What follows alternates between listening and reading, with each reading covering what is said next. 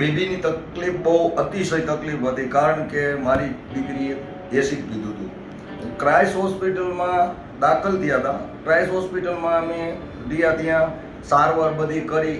1 મહિના સુધી 1.5 મહિના સુધી નળી નાખી અને પ્રવાહિક આપી અને એમ કરી અને એ દીકરીને થોડું સારું થયું.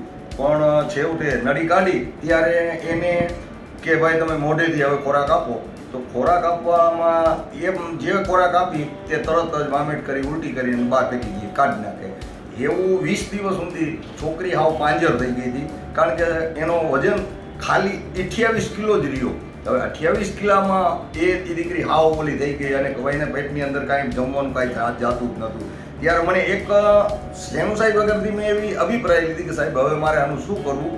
ત્યારે એને મને કીધું કે આપણે સાહેબ મૌલિક ભંડેરિયા એમની પાસે તમે જાઓ અને ત્યાં આ દીકરીને કાંઈક ઉપાય થશે.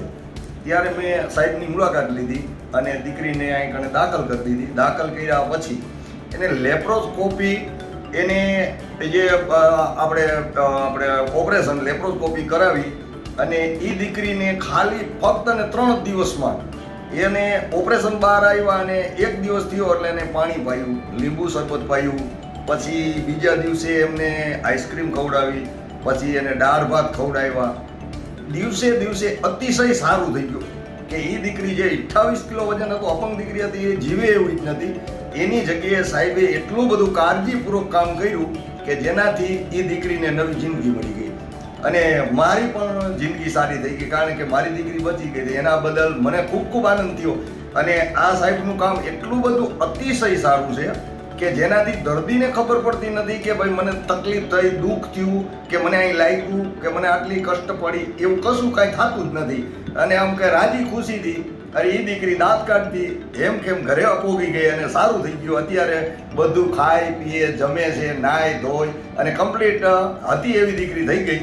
તો આ સાહેબને હું ધન્યવાદ આપું છું કે જે ગેસ્ટો ચર્ચ આ હોસ્પિટલ છે તેમાં આ સાહેબનું કામ એટલું અતિશય સારું છે. અને મારી પરિસ્થિતિ નથી કે હું જે કાંઈ એના પૈસા કરી અને હું દીકરીનું ઓપરેશન કરી શકું, પણ સાહેબે એટલી બધી મારા માટે કૃપા કરી અને દયા કરી કે જેથી કરીને કે તમે બાપા કશું કાંઈ મૂંઝાતા નહીં. કાંઈ પૈસા નહીં હોય ને તોય હું આ દીકરીને હાજી કરીને તમારા ઘરે મોકલી દઈશ.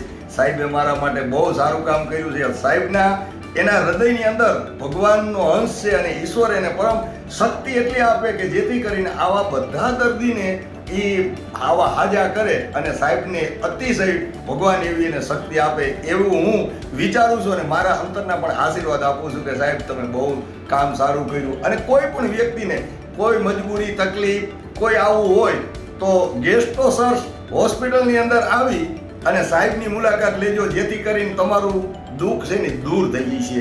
એટલું હું નમ્ર વિનંતીથી સૌને કહું છું કે ખોટા કોઈ જગ્યાએ ન પીલાતા. સાહેબનો એકવાર તો અનુભવ કરજો.